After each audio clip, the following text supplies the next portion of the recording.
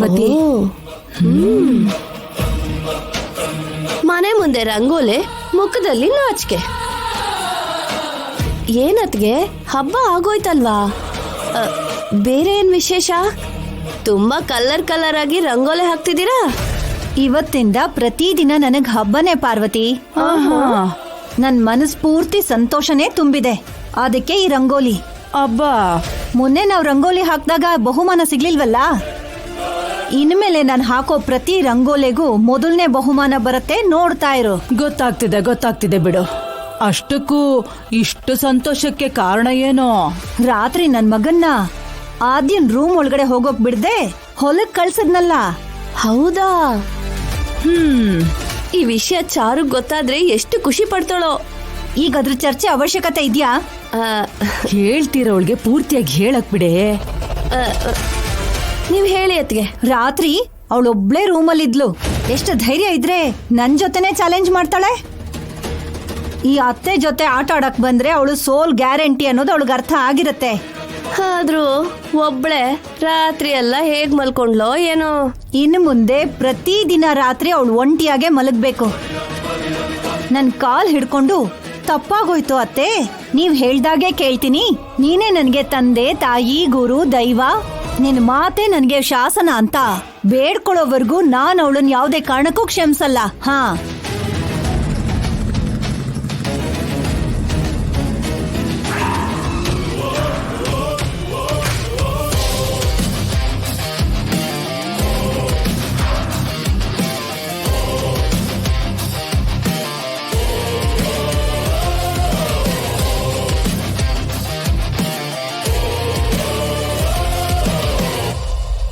ರೂಮಲ್ಲಿ ಇರ್ಬೇಕಾಗಿರೋ ಆದ್ಯ ಗಾಡಿ ಮೇಲೆ ಬರ್ತಿದ್ದಾಳಲ್ಲ.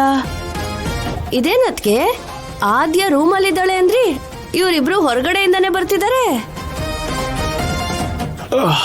ಆದ್ಯ, ಯಾಕೋ ಮೈಕೈ ಎಲ್ಲ ನೋವು. ನೀನ್ ಹೋಗಿ ಸ್ವಲ್ಪ ನೀರ್ ಕಾಯಿಸ್ತೀಯಾ? ಹಾಗೆ ಆಗ್ಲಿ ಸೀನು. ಸೀನು, ಆ? ತುಂಬಾ ಬಿಸಿ ಇರ್ಲಾ ಇಲ್ಲ ಸ್ವಲ್ಪ ಬೆಚ್ಚಗಿರ್ಲಾ? ರಾತ್ರಿ ನಿನ್ನ ತಪ್ಕೊಂಡಾಗ ಎಷ್ಟು ಬಿಸಿ ಆಗಿತ್ತು ಅಂತ ಟೆಂಪರೇಚರ್ ಗೊತ್ತಲ್ಲ, ಅದಕ್ಕಿಂತ ಇನ್ನೊಂದ್ ಚೂರು ಬೆಚ್ಚಗಿರ್ಲಿ. ಛೀ,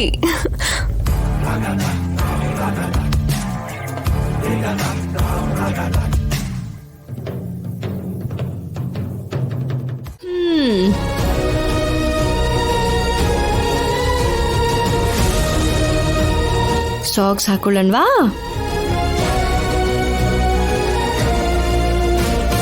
ಅಮ್ಮ, ಸಾಕ್ಸು.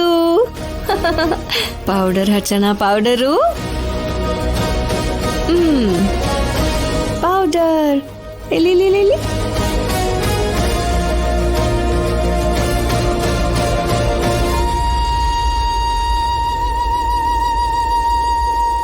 ಈಗ ಕಪ್ ಹಚ್ಚಬೇಕು. ಹಚ್ಚಣ್ವಾ?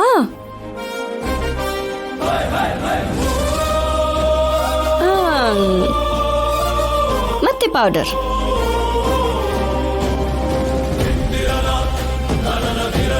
ಹಾ, ಓನು ಎಷ್ಟು ಮುದ್ದಾಗಿದೆಯಲ್ಲ.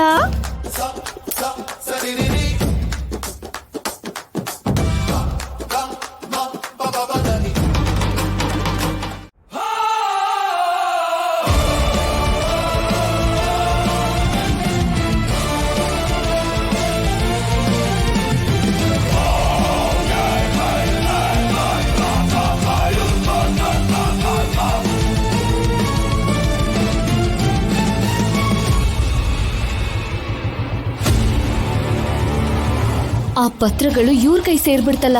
ಇದು ರಾಜಾರಾಮ್ ಹತ್ರ ಇದೆ ಅಂದ್ರೆ ಸಿಂಹದ್ ಬೋನಲ್ಲಿ ಇದ್ದ ಹಾಗೆ.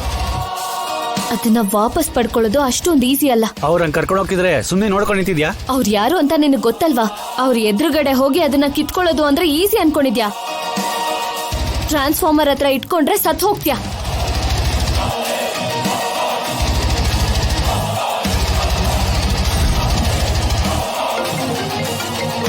ಸರ್,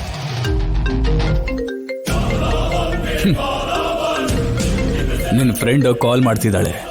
ನಿನ್ನ ಬದುಕಿಸ್ಕೋಬೇಕು ಅಂತ ತುಂಬಾ ಟ್ರೈ ಮಾಡ್ತಾ ಇದ್ದಾಳೆ. ತಾಮ್ರಪತ್ರ ಜೊತೆ ವಿಡಿಯೋ ಕಾಲ್ ಮಾಡ್ತೀಯ ಅಂತಂದ್ರೆ ನಾರ್ಮಲ್ ಕಾಲ್ ಮಾಡಿದ್ಯಲ್ಲ. ಆ ತಾಮ್ರ ಪತ್ರದ ಬಗ್ಗೆ ಇನ್ಮೇಲೆ ಮರ್ತ್ ಹೋಗ್ಬಿಡಿ. ಹಾಗಿದ್ರೆ ನಿನ್ನ ಫ್ರೆಂಡನ್ನು ಕೂಡ ನೀನು ಮರ್ತ್ ಹೋಗು.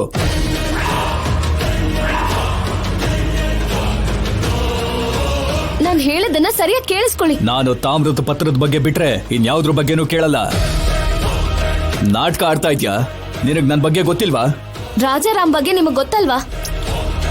ಈಗ ಅವ್ರ ಬಗ್ಗೆ ಯಾಕೆ ಮಾತಾಡ್ತಾ ಇದ್ಯಾ ನೀನು? ಆ ರಾಜಲಕ್ಷ್ಮಿ ಆ ತಾಮ್ರ ಪತ್ರಗಳನ್ನ ಅವ್ರಿಗೆ ಕೊಟ್ಟಿದ್ದಾಳೆ. What? Yes. No no no no no, ನೀನೇನೋ ಮಾಡಿದ್ಯಾ? ನಿಮಗ್ ನನ್ ಮೇಲ್ ಡೌಟ್ ಪಡೋದ್ ಬಿಟ್ರೆ ಬೇರೆ ಕೆಲ್ಸ ಇಲ್ವಾ? ನಿಜವಾಗ್ಲೂ ಆ ರಾಜಲಕ್ಷ್ಮಿ ತಾಮ್ರ ಪತ್ರನ ಅವ್ರ ಕೈ ಕೊಟ್ಲು. ಅವನದನ್ನ ತಗೊಂಡು ಇಲ್ಲಿಂದ ಹೊರಟೋದ. ನಿನ್ ಕೈಲಾದ್ರೆ ಆ ರಾಜಾರಾಮ್ ಹತ್ರ ಹೋಗಿ ಕಿತ್ಕೋ. ನನ್ ಫ್ರೆಂಡ್ ನ ಬಿಟ್ಬಿಡು.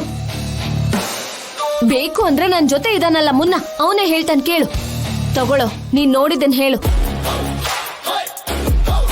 ಹೌದು ಸರ್, ಅಶ್ಮಿತಾ ಹೇಳಿದ ನಿಜಾನೇ. ರಾಜಾರಾಮ್ ಅವರು ತಾಮ್ರಪತ್ರ ತಗೊಂಡು ಹೊಟ್ಟೋದ್ರು. ಆ ತಾಮ್ರ ಪತ್ರಗಳು ರಾಜಾರಾಮ್ ಹತ್ರ ಅಲ್ಲ, ಆ ಭಗವಂತನ ಹತ್ರ ಇದ್ರು ಅಷ್ಟೇ. ನನಗೆ ಬೇಕು ಅಂದ್ರೆ ಬೇಕು ಬೇಕು ಬೇಕು.